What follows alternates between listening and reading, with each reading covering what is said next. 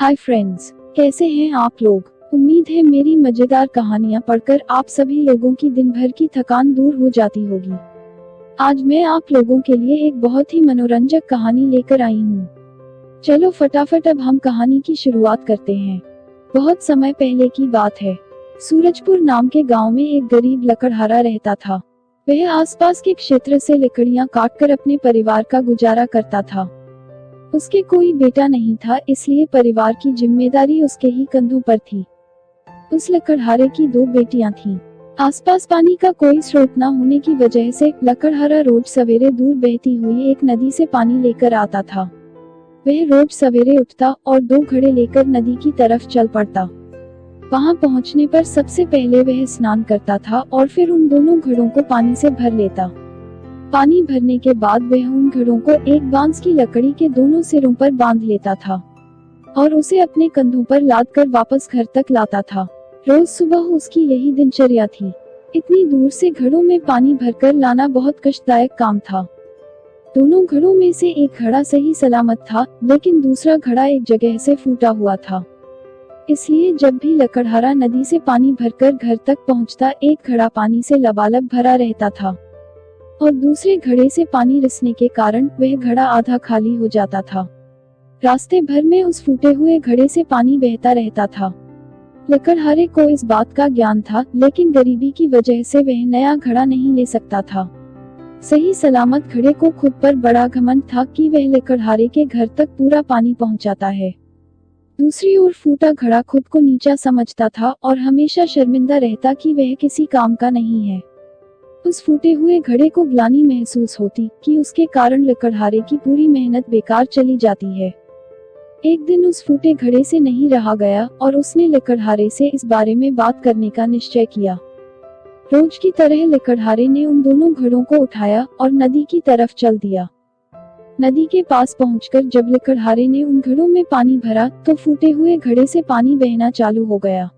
यह देखकर उस फूटे हुए घड़े ने लकड़हारे से क्षमा मांगते हुए कहा, मालिक, मैं खुद पर बहुत शर्मिंदा हूँ। मैं ठीक तरह से आपके काम नहीं आ पा रहा हूँ। अब आप मुझे सेवानिवृत्त कर दीजिए और आप एक नया घड़ा ले आइए। घड़े की इस बात पर लकड़हारे ने पूछा, क्यों, ऐसी क्या बात हो गई? तुम नया घड़ा लाने के लिए क्यों कह रहे हो? मेरी आर्थिक हालत वैसे भी बहुत तंग है। मैं इस समय नया घड़ा नहीं ला सकता। लकड़हारे की यह बात सुनकर उस फूटे हुए घड़े ने बताया, मालिक, शायद आप इस बात से अनजान हैं कि मैं एक जगह से फूटा हुआ हूँ और नदी से घर तक पहुँचते पहुँचते मेरा आधा पानी रिस जाता है। मेरी इस कमी के कारण आपकी मेहनत व्यर्थ चली जाती है और दूसरी तरफ मेरे साथ का दूसरा घड़ा बिल्कुल ठीक है। वह घड़ा आपके घर तक पूरा पानी पहुँचाने में सक्षम है। यह सुनकर वह लकड़हारा उस घड़े से बोला, तुम दुखी मत हो। तुम जैसा सोच रहे हो वैसा बिल्कुल नहीं है। मुझे अच्छी तरह से ज्ञात है कि तुम फूटे हुए हो, लेकिन मैं जानबूझकर तुम्हें तुम्हारी सेवा से मुक्त नहीं कर रहा हूँ। इसका एक बहुत विशेष कारण है। बस आज नदी से वापस जाते हुए मार्ग में खिले हुए सुंदर फूलों को देखना, तुम्हारा मन बहल जाएगा। फूटे घड़े ने वैसा ही किया। जब लकड़हारा दोनों घड़ों को पानी से भरकर वापस अपने घर जा रहा था तो वह फूटा घड़ा रास्ते भर सुंदर फूलों को देखता हुआ आया। इतने खूबसूरत फूलों को देखकर उसका विचलित मन शांत हो गया, लेकिन जब घर पहुंचते ही उसने पाया कि वह पुनः आधा खाली हो चुका है। यह देखकर उस पर फिर से उदासी छा गई। दूसरे घड़े को पानी से लबालब भरा हुआ देखकर उसका मन फिर से विचलित हो गया। उसने लकड़हारे से आग्रह किया कि वह उसकी जगह कोई अच्छा और सही सलामत घड़ा ले ले।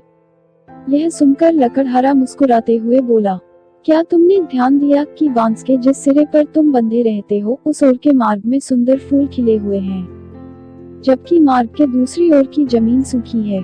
ऐसा नहीं है कि मैं इस बात से अनजान हूँ कि तुम फूटे हुए हो। यह बात जानते हुए ही मैंने मार्ग के उस ओर सुंदर और रंग बिरंगे फूल लगा दिए थे। जब मैं नदी से पानी भरकर लाता हूँ तो तुम्हारे द्वारा उन फूलों को पानी मिल जाता है और वे सदा उस मार्ग को हरा भरा रखते हैं। तुम्हारे कारण ही वह मार्ग इतना सुंदर हो पाया है, इसलिए तुम खुद को किसी से कम मत समझो। तुम्हारी इस कमी के बावजूद भी तुम बहुत विशेष हो। लकड़हारे की यह बात सुनकर फूटा हुआ घड़ा गदगद हो गया। कहानी से सीख। इस दुनिया में कोई भी छोटा या बड़ा नहीं होता है, सबकी अपनी अपनी उपयोगिता होती है। हमें बस अपने सामर्थ्य को पहचानने की जरूरत होती है।